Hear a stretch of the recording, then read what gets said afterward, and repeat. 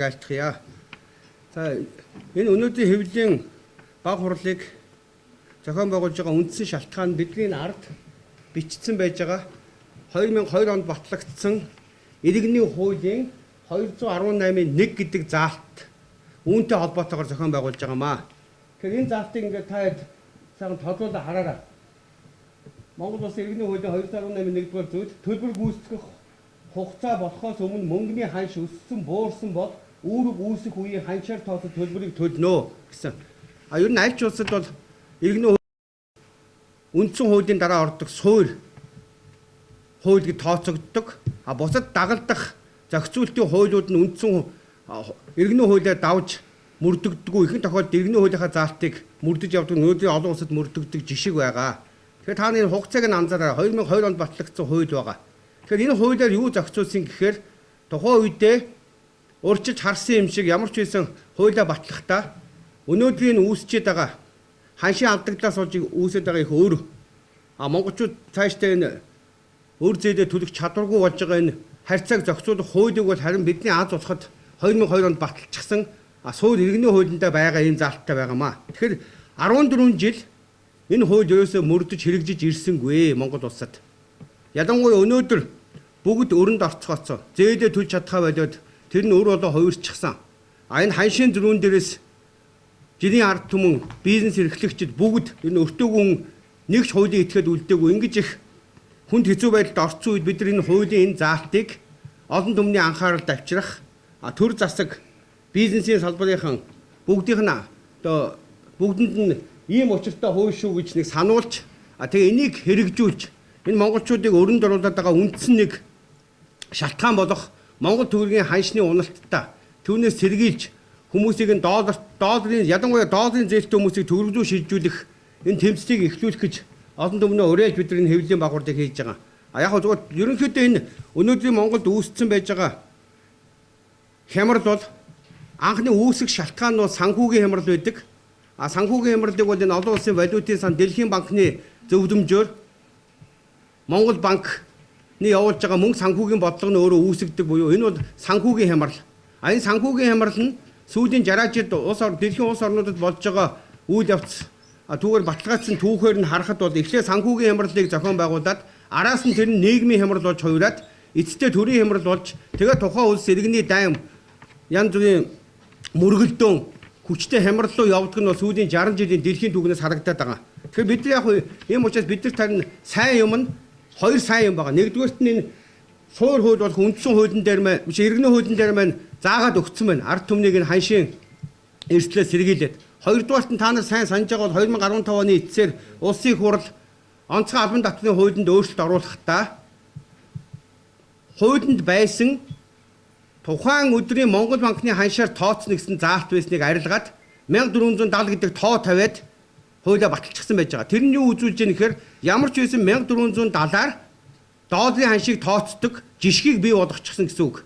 Арх тамхины импорт хийдэг, бензин, тос, шатхуун импортлдог компаниудад 1470. Тэгэхээр нөгөө үндсэн хуулийн суурь зарчим болох хүн бүр хуулийн өмнө тэгш хэрэгтэй гэдэг зарчим чинь дахиад яахаар зарим компаниуд нь 1470-аар тооцож байгаад өнөөдөр ядарсан нэг сарын 600 мянган төгрөгийн цалинтай Хас банкнаас долларын зээлтэй орон сууцны зээлтэй хүн 2050 төгрөгөөр тооцоод явж явах хэрэгтэй. Би энэ жишээ болгоод нэг Хас банкнаас 30 мянган долларын зээлийг 2010 онд авсан нэг харьцагч энэ бол нийтлэг одоо банкуд дээр байж байгаа долларын орон сууцны зээлийн нэг жишээ шүү дээ. Жишээ болгож хэлье. 2010 оноос 2020 он хүртэл 10 жилийн хугацаатай жилийн 12% буюу сарын 1% хүүтэй 30 мянган долларын зээлийг орон сууцн дээр авсан байна. За тэгээд энэ иргэн маань өнөөдрийн байдлаар хүү үндсэн төлбөр нийлээд 7000 гаруй доллар буюу 8000-ыг төлөөд үлдэгдэл нь 2016 оны 2 сарын 17-ны өдрийн байдлаар 2580 долларын үлдэгдэлтэй байна. За тэгэхээр би та нарт энэ дээр жишээ болгоод хэлье. Яг өнөөдрийн ард түмэн дээр 22580 доллар байна. Тэгэхээр юу гэсэн үг вөхөр тухайн үедээ 30 мянган долларыг авахад 1200 хавцаа ханштай буюу 36 сая төгрөгийн зээлийг тэр хүн авчихсан байна. Одоогоос 6 жилийн өмнө 2010 онд. За тэгээ энэ хүн 8000 шагуу доллар төлөөд 6 жил 5 жил гарan. Тэгээ өнөөдрийн үлдэгдэл нь 22580 доллар. Энийг та нар өнөөдрийн тэр 2050 ханшаар нь үржүүлээд үзэхэд 45 сая төгрөг байгаа. Тэгэхээр энэ хүн 6 жил зээл төлчөөд Өнөөдөр буцаагаад тэ өнөө зээлээ төгрөг шийдвүүдээ үүсгэхэд 45 сая төгрөг болчихсон. Тэр хүн анх 36 сая төгрөгийн зээл авсан.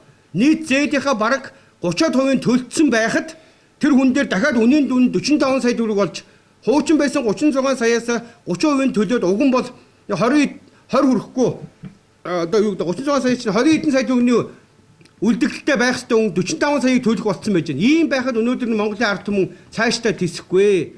Яг тэр Монгол банкны явуулж байгаа мөнгө санхүүгийн буруу бодлогоос болоод өнөөдөр бүгд мөнгөгүй болчихсон. Би энэс нэг 7 хоногийн хугацаатай эхлээ сарын хугацаатай мөнгө зээлдэг байсан бол 7 хоногийн хугацаатай зээлдэг болсон. Сүүлийн үед нэг өдрийн хугацаатай түр амь зогоох мөнгөө гуйдаг болсон би энэс. Одоо мөнгө ч олдохоо болсон. Тийм учраас энэ ямар тохиолдолд бид нар энийг санаачилж энэ ард түмнийг ер нь нэгдүгээр нь хуулиа мэддэг бол хоёрдугаар өөрсдийнхөө тэр эрх ямар эрхтэйг ард түмэн маань ойлгооч.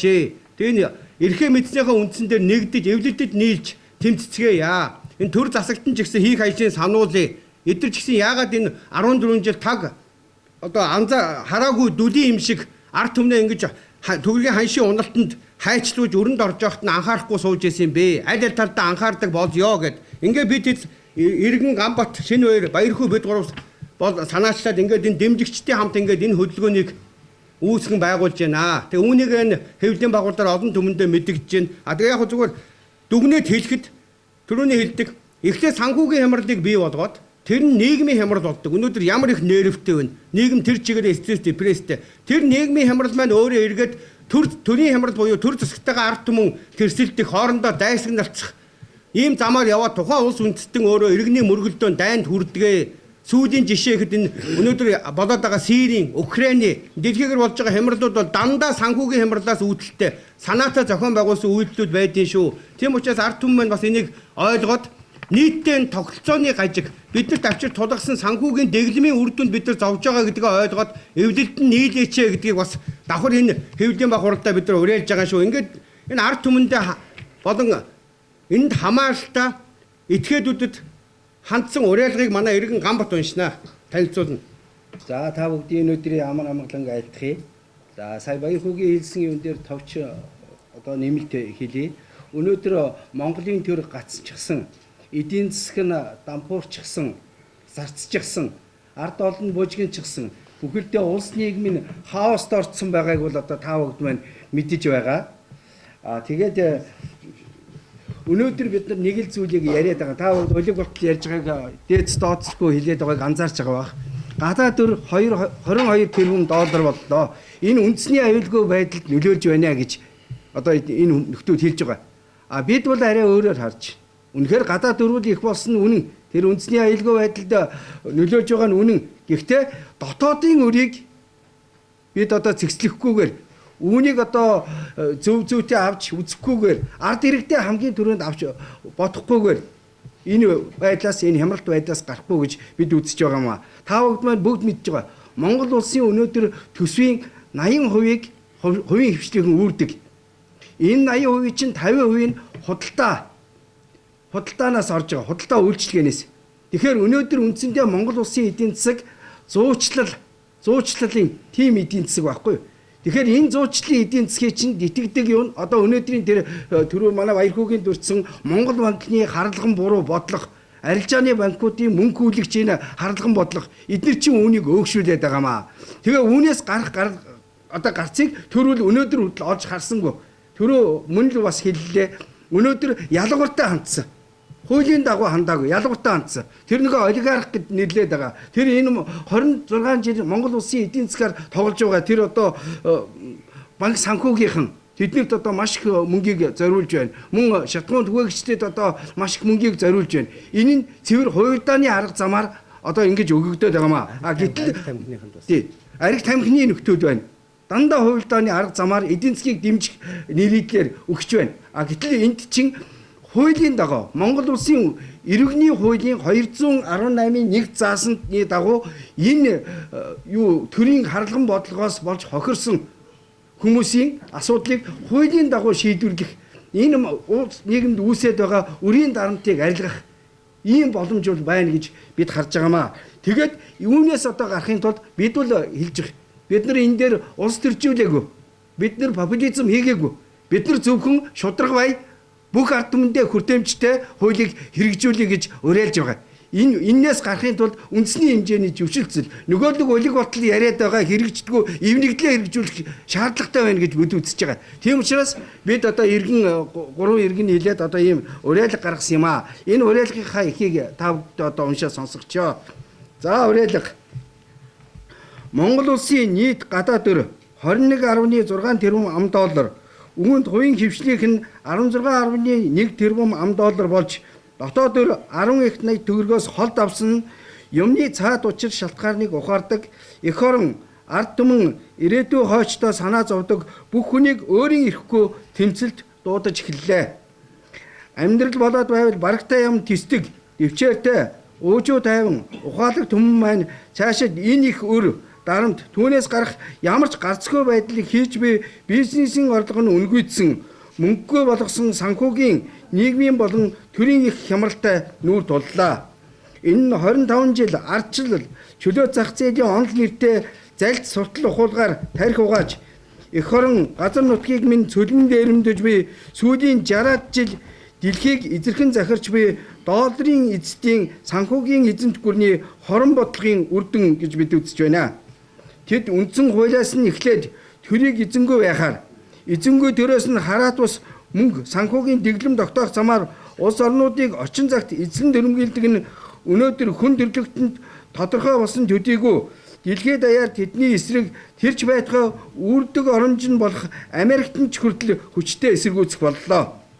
Тэдний колоничлдог арга зал нь дараах 3 аргачлалаар үйлдэгдэг юм аа. Нэгдүгээрт тухайн улсын үндэсний мөнгөнд тэмдэгтийг өөрсдийнхөө доллартай харьцах ханшийг унгах замаар тухайлбал 1990 онд 1 доллар 3 төгрөг 40 мөнгө байсан бол 2016 онд өнөөдөр гэхэд 1 доллар 2050 төгрөг болсноор батлагдана. Хоёрдугаарт тухайн улсын дотоодын бизнесийн зээлийг төлөх боломжгүй өндөр хүүтэйгээр олгуулж зээлдэгчийг өрөнд оруулах замаар энэ асуудал явдаг юм аа. Гуравт өндөр хүүтэй зээл орлогоо олж буй төгрөгийн ханш уналт дээр нь нэмж эдийн засгийн хувьд төлөх ямар ч боломжгүй татвараар засгийн газраар нь дарамтлуулах замаар мөн энэ асуудлыг одоо үүсгэдэг. Энэ нь тухайн улсад дараалан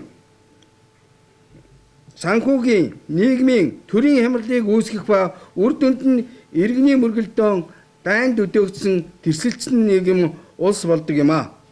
Бид өнөөдөр яг энэ санхүүгийн хямралаас үүдэлтэй нийгмийн гүнзгий хямралд орсон төрийн хямралын сүүлчийн шатандаа иржээ.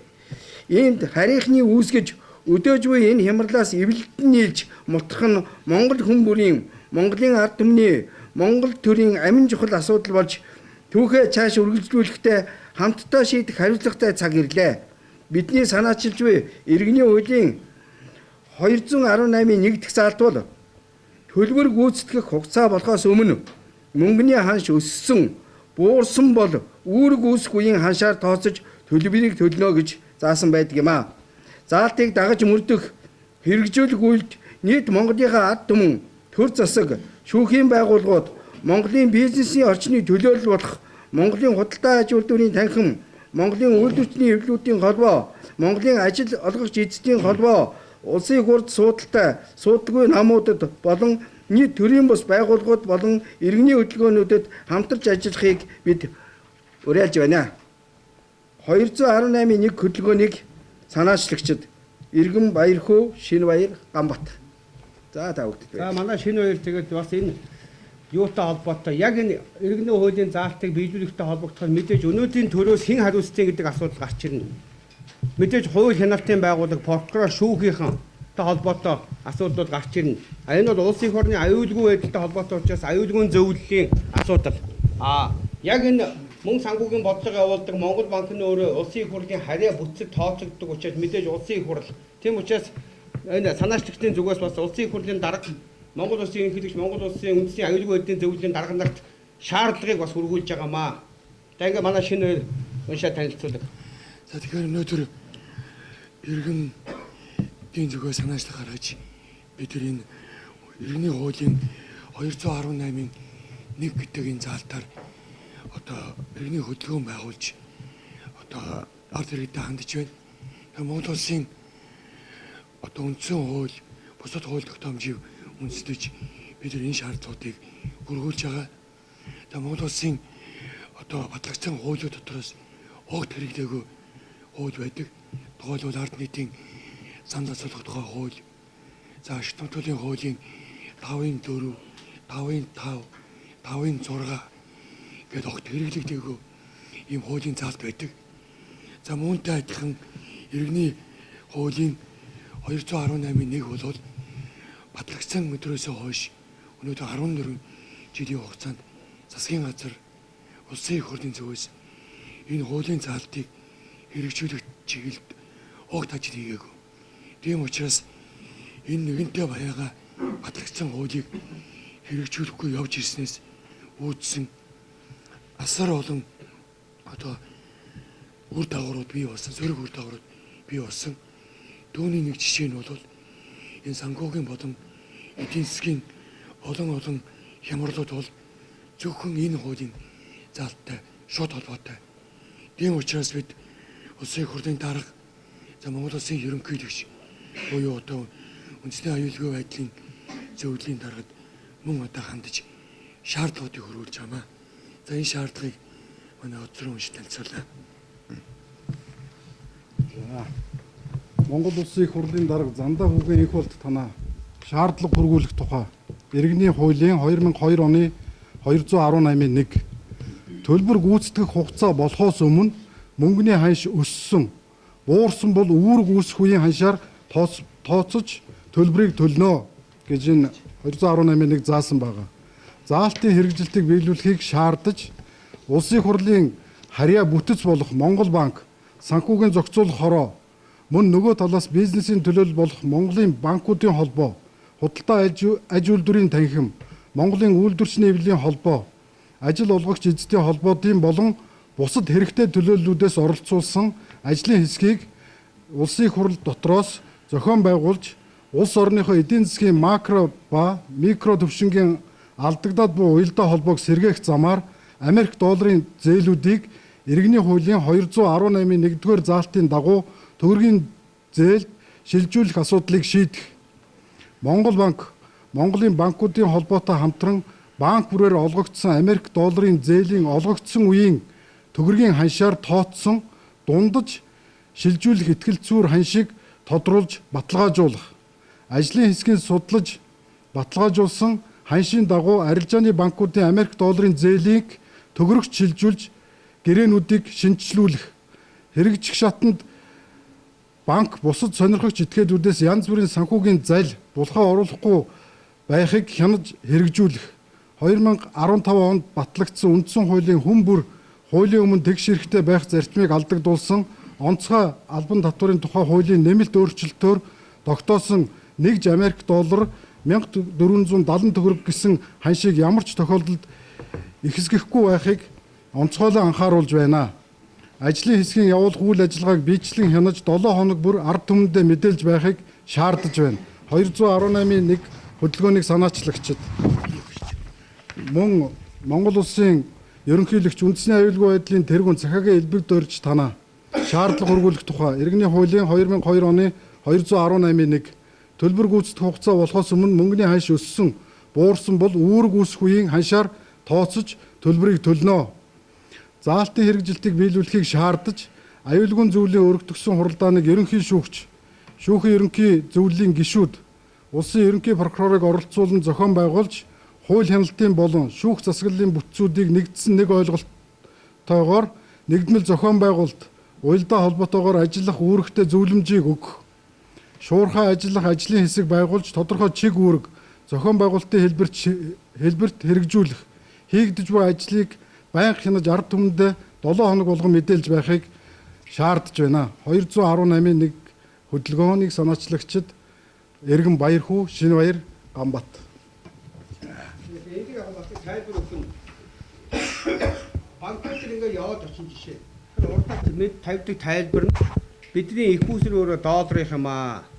Та нар шилжүүлэл дээ. Өнөөдрийн ханшаар нь тооцоод төгрөг рүү шилжчихэл дээ. Тэгэхээр нэг тийм дээрлэгсэн доромжилсан юм шиг ханддаг. Ингээд хөөрхөн нөгөө энэ хуулийн мэдлэг байхгүй. Тэг угаасаа нэг төрдөө итгээд төрмөн болчихондоо гэж явдаг нөгөө өөжөө сайхан ард түмэн одоо үнэхээр цөхөрч туйлдж гарцгүй дээшээ тэнгэр бол доошоо газар хатууг шиг байдалд орсон учраас бид ч гэсэн бас энийг зүгээр хараа сууж чадахгүй ингээд нийт ард түмэндээ урайлаад цөмөрө хамтрий. Энэ бол зөвхөн тэр зүгээр нэг тэр орон сууцны зээлтэй ч юм уу тийм ард түмний асуудал биш. Эсвэл жижиг бизнесийн юм уу бүр том олигарх компани тэр гадаадын одоо энэ төлөөлөгчийн газар нээсэн байж байгаа EBRD банкнаас авсан 2-300 сая долларын асуудал биш. Би түрүү тайлбарласан. Энэ үндэсний мөнгөн тэмдэгтийн ханшийг унгадаг бол тухайн улсыг мүлждэг шалгарсан технологи юм аа. Тэгээ би олон жил тайлбарласан. Доллар гэдэг бол хувийн компани өрийн бичиг. Энэ ямар ч Америкийн засгийн газарт хамаа байхгүй. Америкийн Вашингтон, Нью-Йорк хотод үүрлсэн дэлхийг дамжсан хувийн банкуудын үүсгэсэн хувийн банк шүү дээ энэ Федерал Резерв гэдэг. Доллар ч өөрөө юугаач баталгаажаагүй өрийн бичиг. Энэ санхүүгийн империализм ч өөрөө сүнэг шатандаа очсон Монголд ялгаа байхгүй сүүлийнхаа амьсгаагаа хураах гэ байж байгаа. Тэгэхэд энийг ойлгохгүй, ойлгосон ч эсвэл хийх хүч нь хүрэхгүй ч юм уу яваад байгаа монголчуудаа нэгдэд нийлж хагаад энэ бол нийтлэг монголчуудын ядуу зүдүү тэтгэврийн зээлтэй хүнээс эхлээд том олигарх гэж ад үзэгдээд байгаа өрийн тулам хүртлээ бүгднгийнх нь нийтлэг зовлон юм аа. Өнөөдөр ямар нэг байдлаар энэ долларын зээл болон бусад ердийн зээлийн хүнд тэ өртөөгүй хямралд одоо ороогүй нэг ч монгол хүн үлдээгүй. Ерөөсөө энэ тогтолцоо ч өөрөө хүнд дараагийн зээлээ ав түүгээрээ танцгал гэдэг ийм заллингийн тогтолцоо санхүүгийн дэглэм нь өөрөө. Тэгэхээр тэрний зодонд бид нэг 25 жил яваад ашгүй өнөөдөр нэгэн бөөнөрөө нэг талдаа бас ухаарч зэгэрч энийгээ үүсгэх нь зовлон нэгтэй болсонд нь бол бас нэг талдаа бас олзуурхмаар ч юм шиг. Тэгэхээр энэ бол бидний хувьд бол зүгээр их том алтан тийм боломж монголчууд эвлэлдэж нийлж энэ нэгдүгээр харийнхны эсрэг л сайн чөл эвлэлд тэмцээ. Энэ харийнхны бид нар шургуулж өгсөн дэглэмээс мултраад ханшны эрсдлээс өөртөө хамгаалж дараагийн удаадаа бол бид нар өндөр төлөх боломжгүй зээлийн хүүг яаж арилгах уу гэдэг санхүүгийн тогтолцоо дотоод санхүүгээ янзлээ. А 3 дугаарт нь бол хүн үнэхээр ашиг орлого олсон бол татвараа төлдөг шинэ зөв татврын тогтолцоотой болъё гэсэн ийм шатлсан санхүүгийн системийг л тогтолцоог л янзлээ гэдэг зөв байдалд оруулъя гэдэг хөдөлгөөнийг л бидэд бас нэг талдаа санаачилж байгаа шүү. Ингээд эцэст нь бас ард түмэндээ дахиад хэлэхэд энэ бол хэн нэгнийх нь ч юм уу тодорхой бүлэг этгээдийн сонирхлын асуудал биш. Нийт үндэсний улс их орны хувь заяатаа цаашдаа оршихгүй, эс оршихгүй, сүүрхүү, мөххүү энэ гэсэн шатлсан тэр түүхэн үйл ирээдүйн өмнө бидний бас нийтэд нь эвлэлдэж чадах хэсгийг сорж байгаа том сорилт түүхэн шалгуур юм шүү. За тэгээ манай хэд бас тий.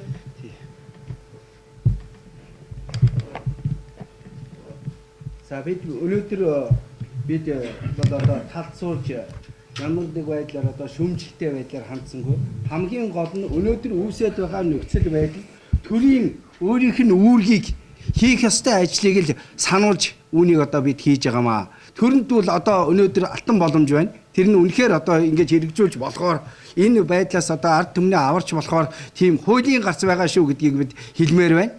А мөн дээр нь бид одоо нэмж хэлэхэд төр уг нь ийм эдийн засгийн хямралтай үед өөрсдийн одоо буруутай үйл ажиллагаанаас үүссэн эдийн засгийн эрсдлийг бол төр байнга одоо тэр нийгмийн янз бүрийн арга хэмжээгээр одоо цас залруулж явах хэрэгтэй. Тийм учраас төрийг бид нар эхний ээлжинд энэ хуулийн дагуу үүргээ биелүүлээч хоёрдугаарт тэр одоо нэгэн цалин хөлсийг одоо нэмж чадахгүй бол тэтгэвэр тэтгэмж цалин хөлсийг одоо индексжүүлэх шаардлагатай гэж бас давхар одоо тэр санааг одоо нэмж хэлье.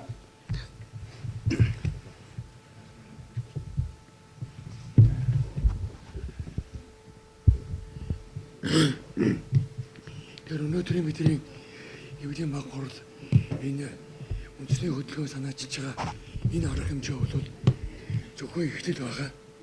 Цаашдаа энэ хөдөлгөөнийг одоо эрчимтэй ажилуулж үр дүнд хүрэхэд бүх хүн аж ахуй нэгж одоо нам ивсэл холбоод төр засгийн холбогдох байгууллагууд бүгдээр хамтарч ажиллаж ийж бид нар үр дүнд хүрнэ. Тийм учраас та бүхнийг цаашдаа бидэртэй хамтарч ажиллахыг уриалж байна. За баярлалаа.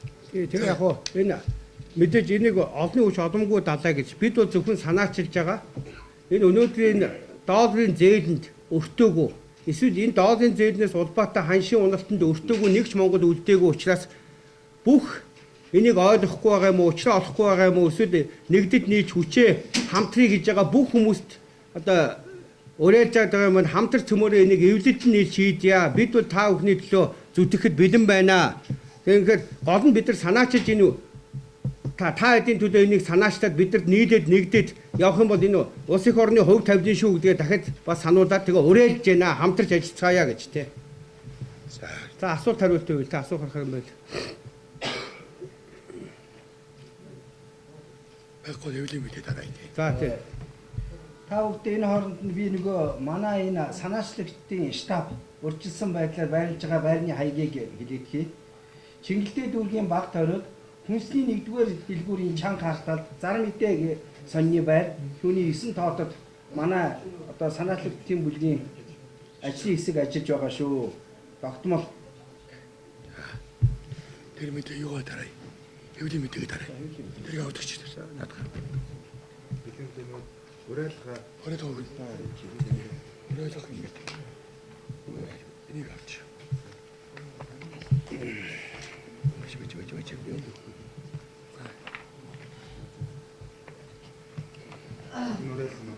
Уриалга авч.